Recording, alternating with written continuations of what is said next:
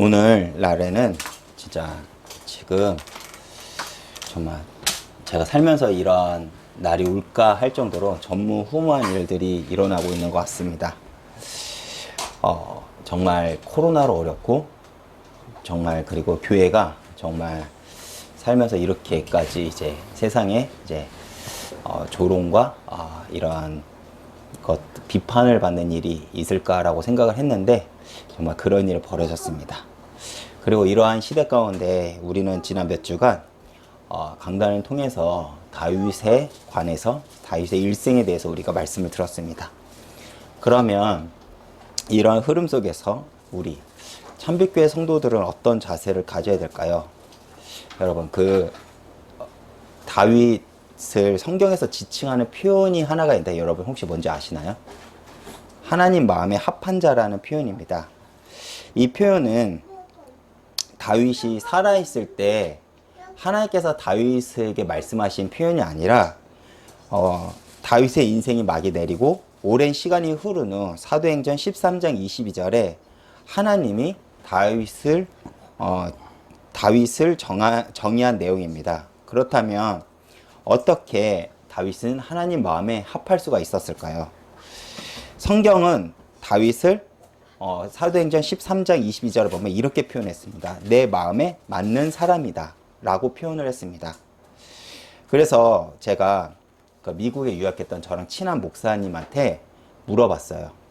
그러면 하나님 마음에 합한 자라는 것을 영어로 표현하면 뭐라고 하니? 라고 물어보니까 A man after God's heart라고 합니다.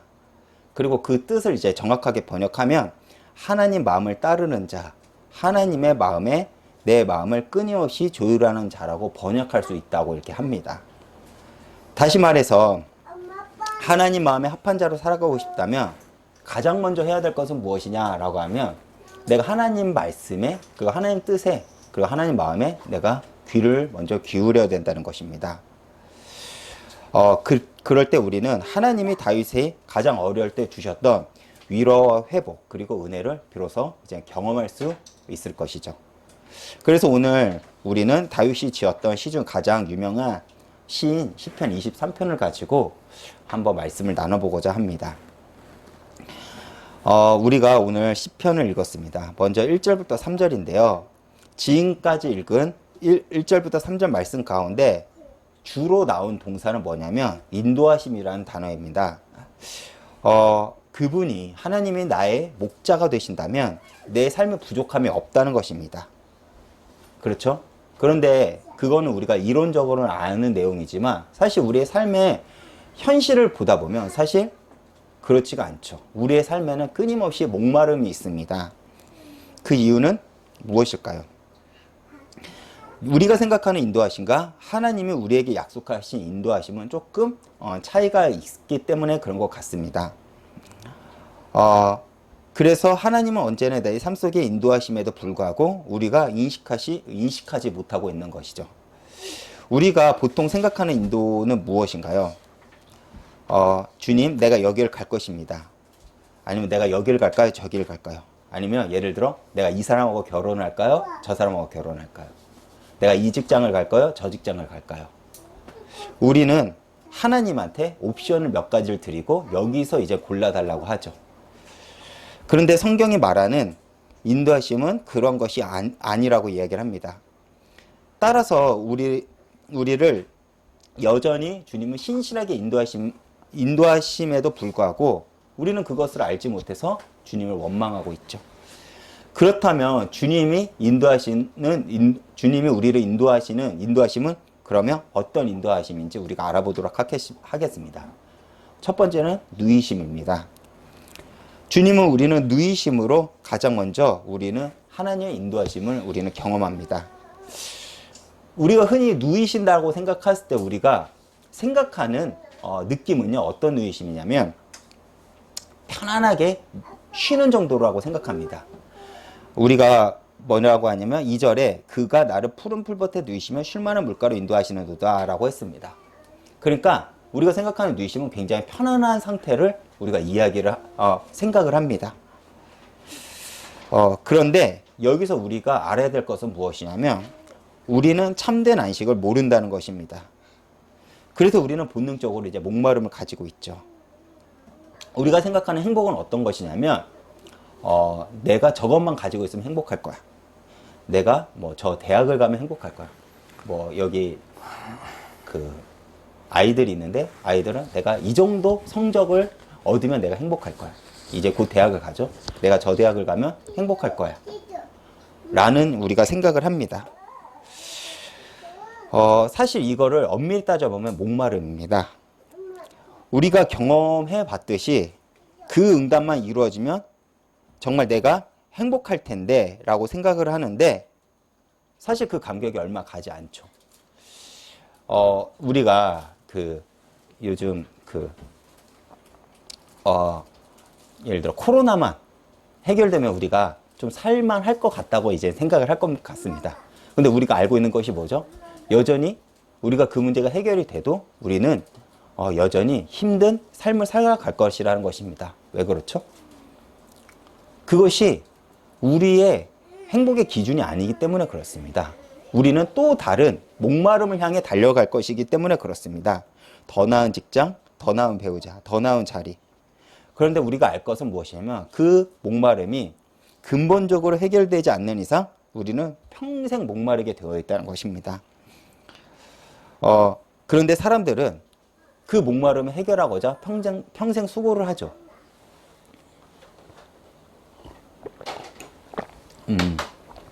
제가 뒤늦게 아이돌을 되게 좋아하게 됐습니다. 뒤늦게 제가 아이돌을 좋아하는데 그 아이돌들이 이제 뭐 연예인들이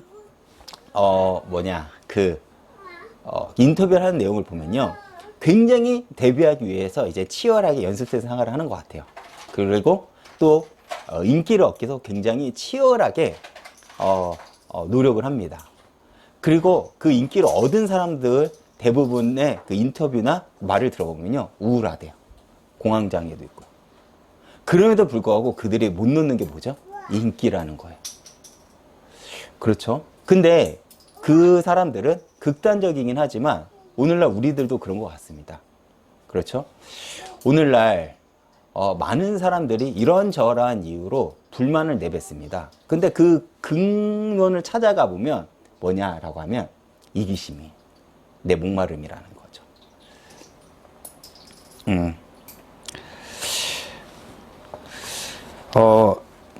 그렇듯이 우리는 목마름을 해결하고자 평생 수고를 하죠. 한평생을 쉼없이 달려가는 이유는 상황이 문제가 아니라 내 안에 있는 목마름이 문제라는 것이죠.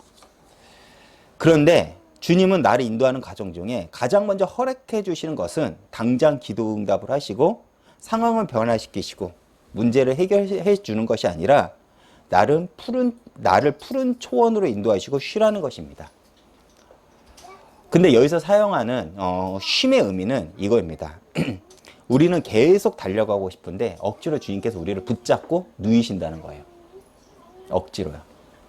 아마 지금 저는 한국교회가 그런 것 같습니다. 한국교회는 지난 100여 년간 양적, 질적, 그리고 물질적 부흥에만 집중해서 달려왔던 것 같습니다.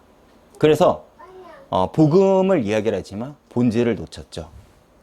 그렇게 쉼없이 달려가는 한국교회를 붙잡고 하나님은 지금 억지로 쉬게 하시면서 본질이 무엇인지, 예배가 무엇인지, 교회가 무엇인지 더 집중하게 하나님은 우리에게 그 시간을 허락하실 것 같습니다. 그런데 우리는 그것을 굉장히 불편하게 생각합니다. 왜 그렇죠? 우리가 생각하는 쉼과는 다르기 때문에 그렇습니다. 나는 열심히 해서 인정을 받아야 됩니다. 그런데 주님은 내가 달려가는 인생에 우리를 걸리게 하죠. 우리는 우리의 입장에서 하나님 이해가 되고 이해가 되지 않습니다. 그래서 우리가 생각하기에는 이러한 상황 속에서 우리는 어떻게 생각하냐면 하나님이 인도를 안 하시고 계시는 것 같습니다. 마치 나를 버린 것 같은 느낌이죠. 그런데 하나님은 하나님의 관점에서 이대로 가다가는 다치니까 쉬게 하신다는 것입니다. 이것을 하면 상황은 바뀌지 않고 현실도 바뀌지 않고 기도 응답도 여전히 이루어진 것이 없습니다. 그런데 우리가 관점 하나가 바뀐다면 하나님은요, 나를 인도하고 계시는구나 라는 것을 우리가 알 수 있는 것입니다.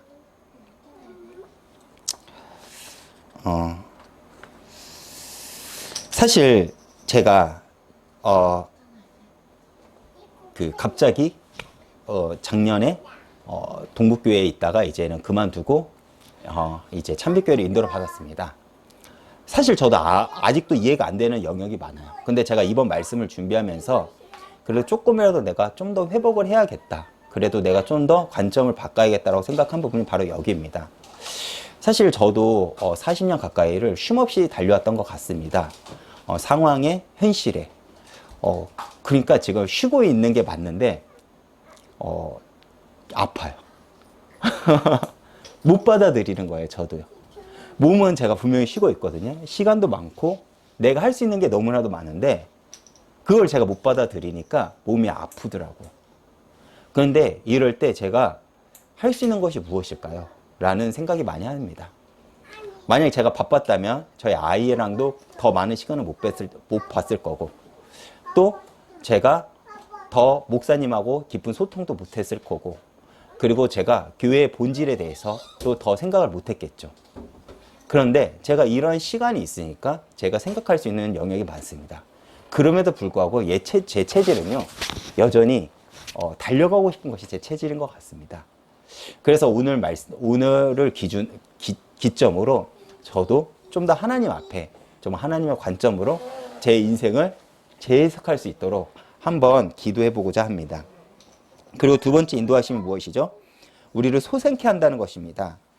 단순히 어떤 한 부위만 치유한 것이 아니라 하나님은요, 우리의 전체를 치유하신다는 것이죠. 목사님이 이런 말씀을 하셨습니다. 다락방이 가지고 있는 본질을 얘기하셨습니다. 제가 그걸 열심히 적었는데, 불신자한테는 생명을 주고, 첫 번째. 새신자한테는 능력을 주고, 그리고 기존 신자한테는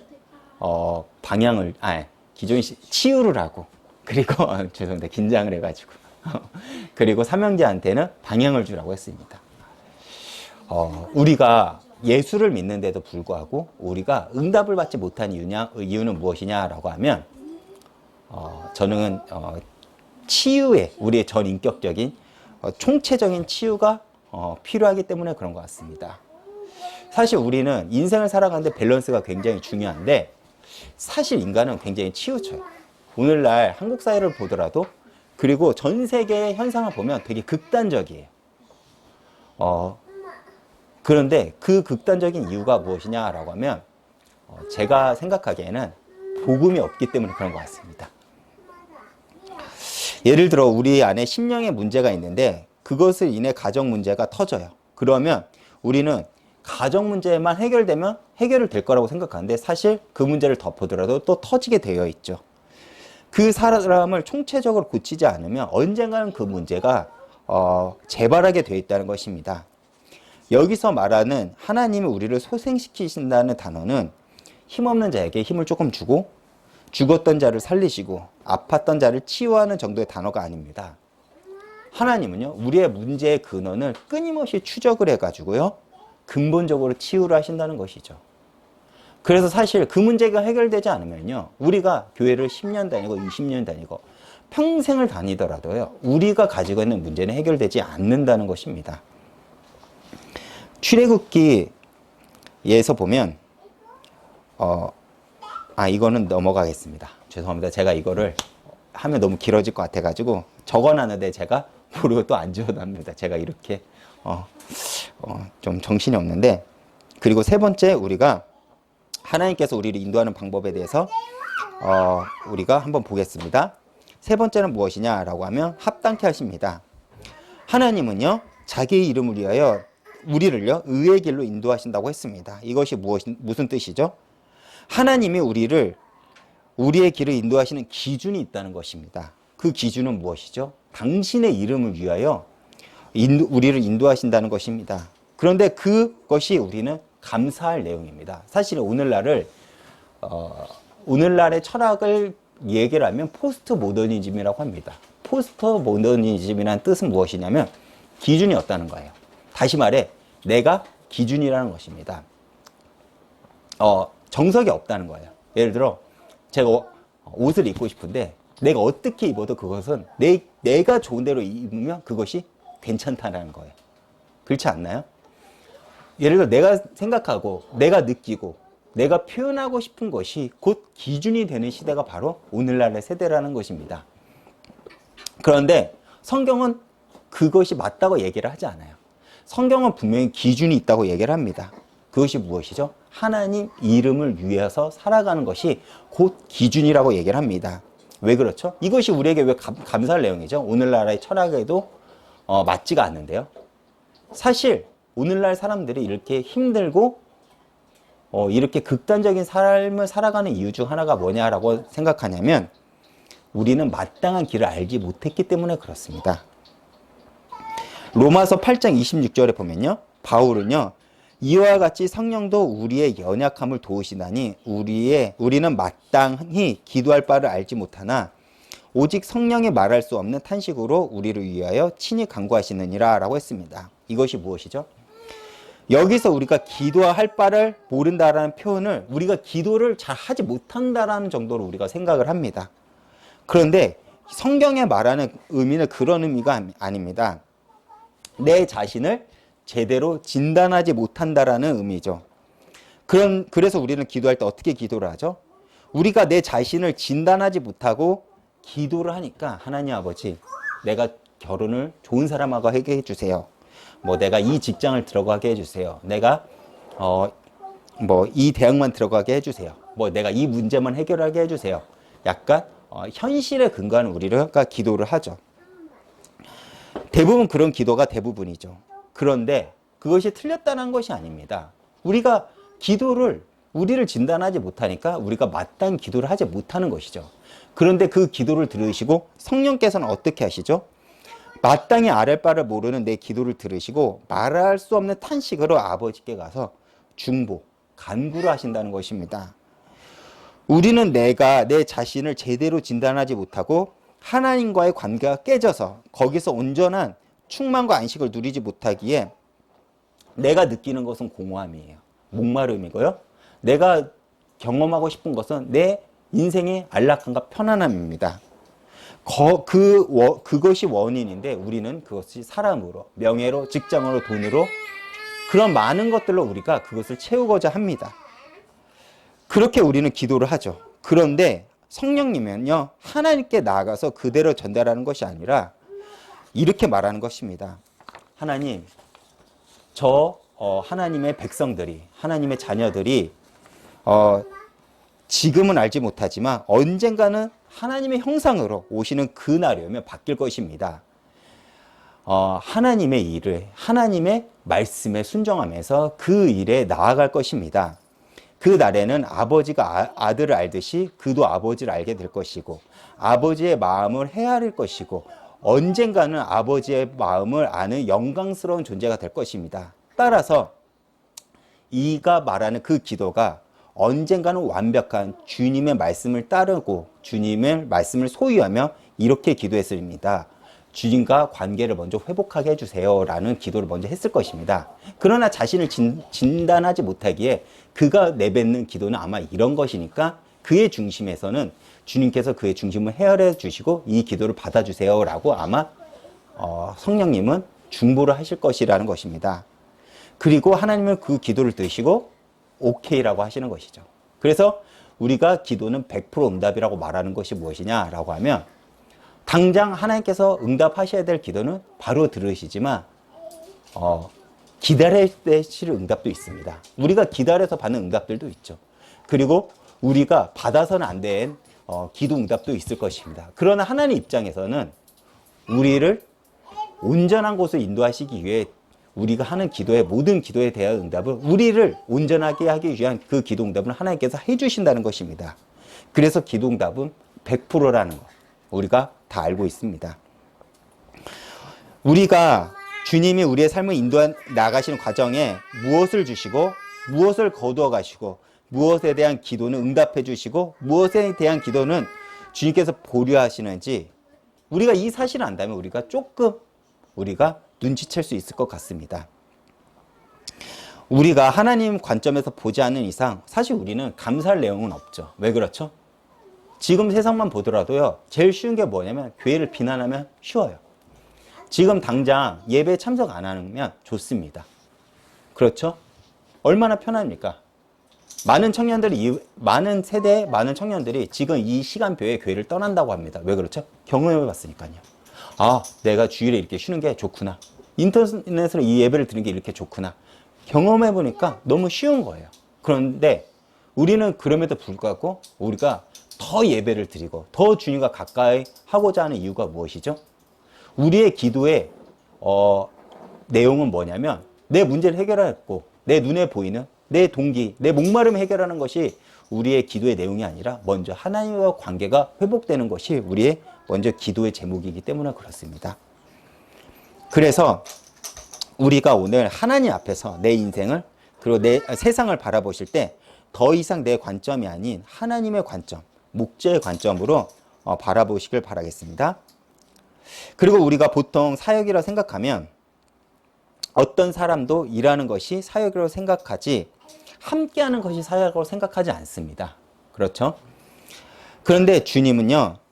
목자의 사역 중 가장 중요하게 생각하는 것이 무엇이냐라고 하면 함께하는 것을 라고 했습니다. 그래서 기독교의 개념 중에 이런 개념이 있습니다. 그리스도와의 연합이라는 개념이 있습니다. 이것은 굉장히 중요한 내용인데요. 우리가 예수의 인생을 살아가는 것입니다. 그런데 현실은 어떤 현실이 우리 앞에 펼쳐진 줄 아세요? 주님이 나와 함께하고 계세요. 근데 내가 바라보는 현실은 무엇이냐는 사망의 음침한 골짜기를 지난다는 거예요. 왜 그렇죠? 그 길은 아무것도 보이지 않는 현실이 사실 우리가 느끼기에는 주님이 안 계시는 것 같은 현실입니다. 질병, 가난함, 그리고 가정 불화, 그리고 많은 이유들로 인해서 우리는 여전히 힘듭니다. 우리가 생각하는 주님께서 함께 하신다는 그 개념은 어떤 개념이냐? 정말 편안한 길입니다. 승리하는 길이고요. 내가 인정받고 영광스러운 길입니다. 그리고 그런 사람들을 보면 우리는 뭐라고 하냐면 응답받았다고 생각을 해요. 저도 여전히 그러한 인식 속에 살아가고 있는 것이 저도 그런 부분들이 있습니다. 그럼에도 불구하고 아니라는 것입니다. 무슨 말이냐면 이런 뜻입니다. 1절부터 3절까지는요, 굉장히 따스한 음성으로 우리를 인도하는 것 같지만 4절에는 갑자기 중간에 분위기가 변화가 있습니다. 처음에 우리가 예수를 믿을 때 감격과 감사가 있습니다. 근데 그것이 계속 지속될 것 같지만 아니에요. 현실을 살아가다 보면 그렇지가 않는다는 것입니다. 무슨 말이냐면 이런 뜻입니다. 주님이 나와 함께 하신다고 하더라도 사망의 음침한 골짜기의 과정은 없어지지 않는다는 것입니다. 제가 아까 그리스도의 연합을 이야기를 했습니다. 그리스도의 연합은 이런 뜻입니다. 아까 제가 말했듯이 예수의 운명이 내 안에 들어왔다는 것입니다. 예수님이 어떻게 잘하셨죠? 많은 사람한테 인정을 받았습니다. 칭찬을 받았습니다. 사랑을 받았습니다. 그렇죠? 우리도 예수를 믿었을 때 그런 기쁨과 감사가 있습니다. 처음 예수를 믿었을 때요. 근데 예수님의 인생이 그렇게만 지속된 것이 아닙니다. 나중에는 조롱을 받고요. 핍박을 받습니다. 그렇죠? 그리고 훗날 어떻게 되죠? 십자가의 고난과 죽음까지도 갑니다. 우리의 인생도 그 인생으로 끌고 가신다는 것이죠. 넉넉한 길이 아닌 좁은 길, 정말 음침한 길로 우리를 인도하신다는 것이죠. 우리가 그 상황에 있을 때 여전히 주님은 나와 함께 계시지만 우리가 인식하는 느낌은 어떤 것이냐? 주님이 나와 함께 계시지 않는다는 거 우리는 느껴요. 그렇기 때문에 우리는요, 원망을 하는 것이죠. 그래서 교회를 많이 떠나기도 합니다.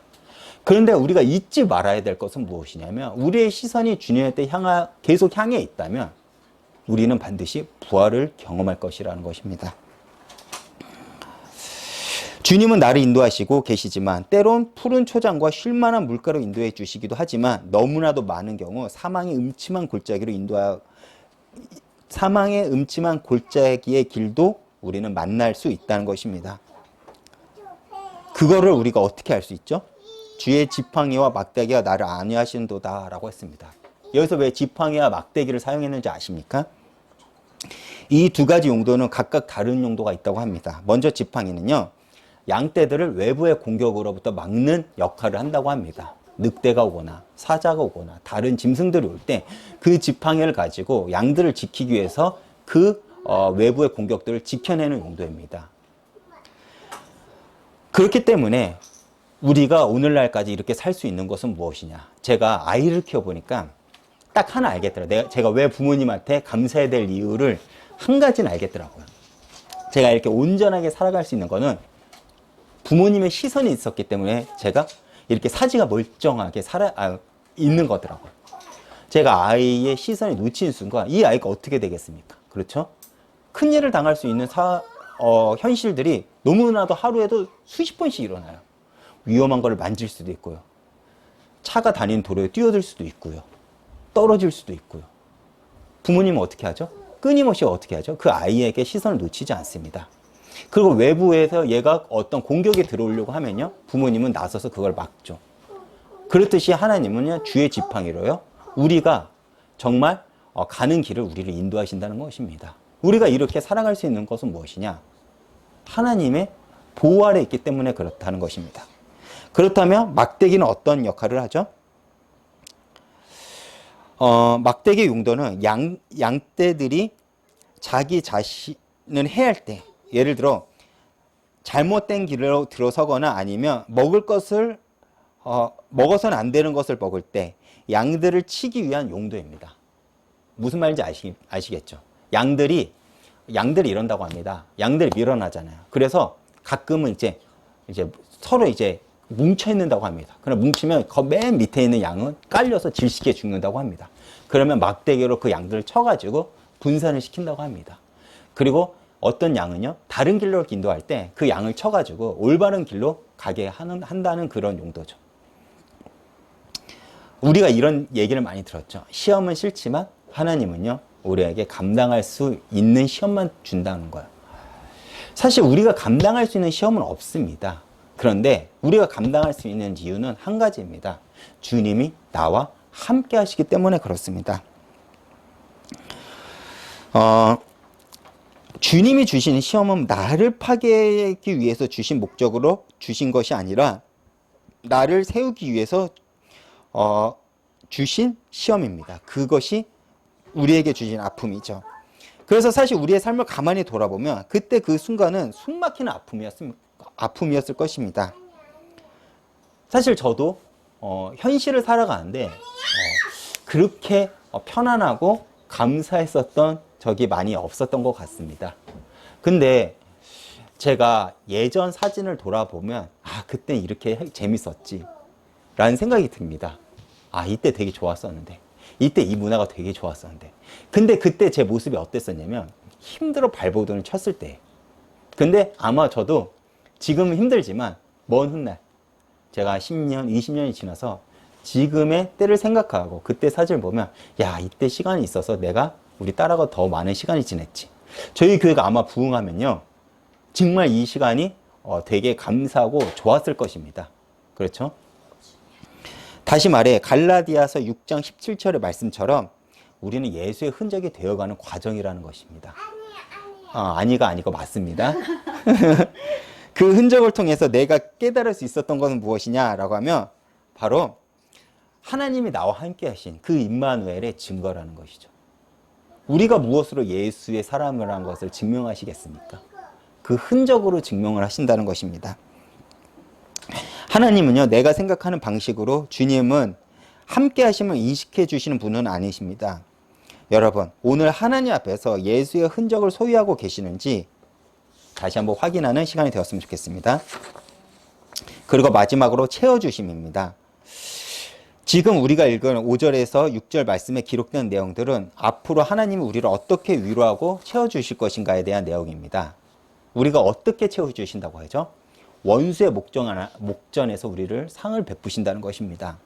이렇게 채워주시겠다는 약속이죠. 사실 원수의 목전은요, 우리 삶에 있는 다 현실들입니다. 무슨 말이냐면 우리는 거기서 상처를 받았습니다. 그 사람한테 버림을 받았고요. 그 현실을 나를 경직되게 합니다. 긴장되게 하고요. 저는 이걸 너무나도 잘 알아요. 너무 많이 살면서 당했던 것 같습니다. 그런데 제가 그 현실들 앞에 가면 저가 자유롭지 못하다는 걸 저도 압니다. 분노는 나지만 그 현실 앞에 가면 제가 얼어 있어요. 왜 그렇죠? 너무나도 저를 고통스럽게 만들었기 때문에 그렇습니다. 분노하게 만들고요. 화나게 만들고요. 그리고 왜 더 삶에서 우리가 경직되느냐? 또 내가 깨지고 상처받을까봐. 그렇습니다. 우리는 한평생 그렇게 살아가는 것 같습니다. 그것을 성경에는 이렇게 표현합니다. 원수의 목전이야. 그런데 주님은 그 원수의 목전에서 상을 베푸신다는 것입니다. 여러분들도 알다시피 이거는 우리에게 상급을 준다는 내용이 아닙니다. 밥상을 차려준다는 내용입니다. 잔치상이요. 근데 한번 보세요. 나를 긴장시키고, 나를 어렵게 만들고, 나를 힘들게 만든 사람 앞에서 내가 밥을 먹는다고 한번 여러분 상상을 해보세요. 어떨 것 같습니까? 아마 체할 것입니다. 그렇죠? 아마 체할 것입니다. 왜 그러냐면 우리가 굉장히 불안한 상태에서 밥을 먹기 때문에 그렇습니다. 그런데 여기서 우리는 엄청난 주님의 약속을 발견할 수 있습니다. 사실 그렇게 주님께서 우리를 인도하는 것은 우리를 체하게 만들고 괴롭게 하려는 것이 목적이 아닙니다. 그렇게 불안했던 원수의 목전의 현실을 가지고 한평생 상처투성이로 살아도요, 어느 날 우리가 하나님이 우리를 위로하시고 하나님을 우리가 경험하면요, 우리를 태어나게 만드시겠다는 것입니다. 이해가 가십니까? 왜 그렇죠? 하나님은 우리를 정하시고 내 머리에 기름을 바르셨기 때문에 그렇습니다. 다시 말해서 하나님은 우리를 보고 당신의 소유라고 생각하시기 때문에 그렇습니다. 이것이 하나님의 선포고 하나님의 열심입니다. 그래서 우리는 당당할 수 없는 그 답답한 현실 속에서 당당할 수 있는 이유가 바로 여기에 있습니다. 지금까지 내 인생에 실수도 많았지만 하나님이 함께 계시기에 우리가 가지고 있는 결과가 무엇이죠? 고백할 수 있는 것이 무엇이죠? 내 잔이 넘치나이다라는 것입니다.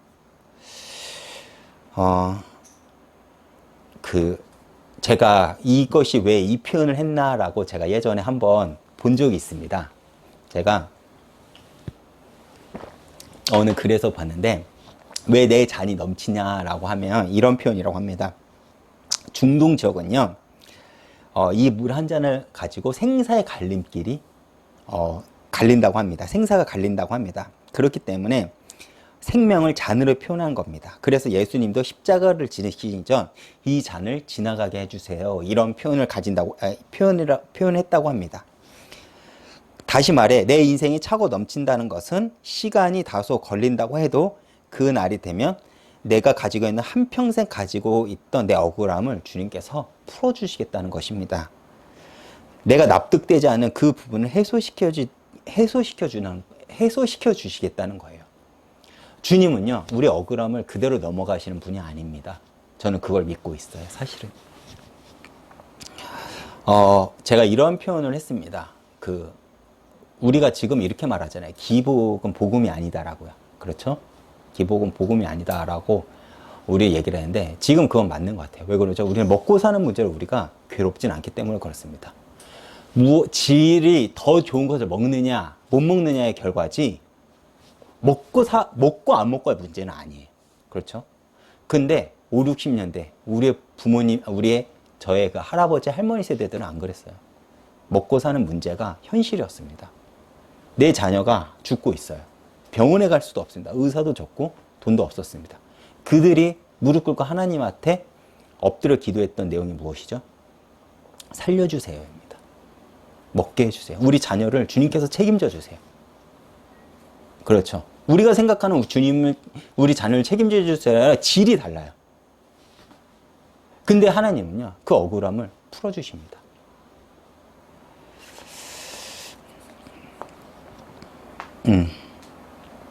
그 그들을 먹이시고 채우시면서 그들에게 하나님은요, 복음이라는 걸 심었다는 것이죠. 사실 우리는 너무나도 쉽게 누군가를 비판하고 판단을 합니다. 복음이 있냐 없냐. 근데 우리는 그걸 알지 못해요. 그렇죠? 그분이 어떻게 예수를 믿는지요. 저는 수없이 봤습니다. 복음에 대해 정의를 확실히 알아도요, 예수를 안 믿는 사람. 좀 뚜렷하게 모르더라도요, 정말 예수를 믿는 사람. 저는 그 차이를 너무나도 많이 봤거든요. 저는 여러분들이 예수를 정의를 뚜렷이 안다면 암만큼 주님 앞에 나아갔으면 좋겠습니다. 우리가 담대할 수 있는 이유가 무엇이죠? 예수를 안다는 것이 무엇이죠? 예수님이 우리 인생을 책임진다는 거 아닙니까? 우리를 억울한 상태로 놔두시지 않는다는 것입니다. 우리는 그걸 알기 때문에 오늘도 예수를 믿는 것입니다. 주의 선하심과 인자하심이 정녕 나를 따르리니 내가 주님의 어디로 가겠습니까? 내가 주 여호와의 집에 영원히 거하시리다. 사실 한평생 내가 납득되지 않은 그 부분을 주님께서 해결해 주신다는 것입니다. 결론입니다. 여러분, 여호와는 나의 목자시니 내가 부족함이 없으리로다. 우리는 이 사실을 믿고 있죠. 어떻게 믿을 수 있죠? 증거가 있기 때문에 그렇습니다. 2000년 전의 말씀이 성육하여 오신 진짜 목자가 계시다는 것을 우리가 알고 있기 때문에 그렇습니다. 그분이 자기 자신에 대해서 이렇게 얘기를 합니다. 뭐라고 얘기를 하죠? 나는 선한 목자다. 사꾼은 이리 때가 오면 양떼를 버리고 도망가지만 나는 양떼를 위하여 내 생명을 위해 기꺼이 내려놓겠다. 십자가 위에서 우리를 위해 죽으신 목자가 되신 예수 그리스도. 십자가 위에서도 나를 버리지 않았는데 지금 나를 버리겠습니까? 가장 좋은 것을 주시기 위해서 십자가에서 죽으셨는데 나를 인도하시지 않겠습니까? 인도하는 과정이 내가 원했던 과정은 아니더라도 선한 것을 위한 과정이라는 것은 주님께서 이미 십자가에서 증명하셨습니다. 그렇다면 우리는 주님 앞에 설 때까지 이 길을 어떻게 완주할 수 있겠습니까? 첫 번째는 무엇이냐라고 하면 저는 이렇게 말하겠습니다. 선택하는 것입니다. 매 순간 우리는 주님 앞에서 결단하고 선택하는 것입니다. 저는 신앙은 끊임없는 선택에 의한 것이라고 생각합니다. 뭐죠? 주님이냐 세상이냐. 그 선택의 갈림길에 있어요. 저는 신앙의 위대한 선배들은요, 그 선택 속에서 날마다 주님을 선택했다는 것입니다. 내 이익, 내 형편, 그것이 아니라 주님이요. 제가 참빛교회에 있으면서 느끼는 것이 딱 그거입니다. 이런 표현 해도 되나요, 여기서? 제가 목사님하고 사례가 똑같습니다. 근데 저는 감사합니다. 되게 감사해요. 넉넉하나 알면 너무 감사해요. 왜 그러냐면 제가 지금까지 경험했던 교회는요, 너무나 달랐거든요. 근데 제가 목사님하고 교제를 하면서 목사님이 끊임없이 선택을 하는 것은 무엇이냐라고 하면 더 교회를 위한 것, 더 성도들이 좋은 것에 대한 것에서 선택을 합니다. 그래서 제가 가끔 목사님한테 이렇게 말해요. 목사님 좀 그렇게 안 해도 될 거, 사람들이 이해할 것 같은데요. 근데 목사님은요, 복음적인 선택을 하고자 하는 그 몸부림을 제가 오랫동안 봤던 것 같습니다. 목사님이 하신 표현 중에 이런 표현이 있습니다. 제가 저번에도 말했지만 제가 재작년에 동북교회에서 청년부를 담당하고 있을 때 사실 저를 너무 힘들게 했던 몇몇의 청년들이 있었어요. 근데 사실 제 마음은 버리고 가고 싶거든요. 그들을 제외하고 제 말을 잘 따르는 사람 위주로 제가 사역을 하고 싶었는데 목사님이 이런 말씀을 하시더라고요. 내 새끼를 내가 버리냐? 아무리 말을 안 한다고 하더라도. 그 말씀에 맴돌았기 때문에 끊임없이 그들에게 기회를 주고 그들에게 자리를 주려고 진짜 노력을 했습니다. 물론 그 결과에 대한 하나님의 보상을 받았습니다. 근데 사실 그것이 굉장히 사실 어려운 길입니다. 내 자녀면 말을 안 들어도 내 자녀이기 때문에 품을 수 있지만 사실 그거를 내 자녀라고 인식하는 게 굉장히 어려워요. 근데 그것이 작은 복음에 대한 선택이라고 봅니다. 그렇듯이 우리가 복음에 대한 선택을 해야 되는 거죠. 내가 예배를 드리는 것도요. 내가 주님 앞에 온전히 쓰는 것도요. 그리고 내 행동, 내 말, 내가 복음을 위해서 내가 어떻게 선택을 해야 될 것인지. 목사님은 이렇게 표현하더라고요. 하나님 통치 속에 들어가는 것. 저는 이것이 우리가 선택하는 것 같습니다. 그리고 두 번째는 무엇이냐면 지속하는 것입니다. 주님을 섬기는 것은 어느 날 갑자기 이루어지는 것이 아닙니다. 다윗이 어떻게 하나님 마음에 합당한 줄 아세요? 어느 날 갑자기 내가 하나님을 잘 믿어야지 해서 믿어져서 그렇게 된 것이 아닙니다. 다윗은 한평생 주님을 섬겨왔기 때문에 지금부터도 이제까지와 똑같이 주님을 섬기기 원합니다 라는 것이 다윗의 인생 전체에 걸친 고백입니다. 그렇기 때문에 지금 헌신이 중요하지만 더 중요한 것은 뭐냐면 지금의 헌신을 지속하는 것이 중요합니다. 많이 하라는 것이 아니에요. 내가 할 수 있는 헌신을요, 교회를 위해, 하나님의 나라를 위해, 그리고 내 지체를 위해서 지속하는 것입니다. 그리고 세 번째는 뭐냐면 지켜내는 것입니다. 끝까지 변질되지 않고 헌신하기 위해서 우리는 지켜내야 될 것이 있습니다. 사실 우리가 지난 몇 주가, 그리고 다음 주까지 들을 건데 다윗에 대해서 들었습니다. 다윗의 동기는 분명했죠. 다윗의 소망은 주의 힘을 후대에게 어떻게 전달할 것인지, 주의 능력을 장래의 모든 사람에 어떻게 전달할 것인지, 더 나아가 다윗은 지금까지 하나님의 영광을 자기가 어떻게 하나님의 영광을 끝까지 가리지 않을 것인지에 대한 것이 다윗의 인생이었습니다. 그렇죠? 후대를 위해서 성전을 준비했고요. 그리고 하나님의 영광을 위해서 자기 인생을 달려왔습니다. 하나님의 능력을 증명하기 위해서 골리앗과 싸웠죠. 그리고 그가 잘못을 했는데 바로 엎드리고 회개를 할 수 있는 이유가 무엇이죠? 바로 자신 때문에 하나님의 영광을 가리지 않기 위해서입니다. 그것이 다윗이 인생을 살아가는 기준이었습니다. 지켜낼 것이 있기 때문에 다윗은 자기의 인생을 쉽게 포기하지 않았습니다. 오늘 그분을 우리가 다시 한번 기억하시고 오늘 우리가 하나님의 그 선한 복자의 품에 완전히 안기는 시간이 되었으면 좋겠습니다.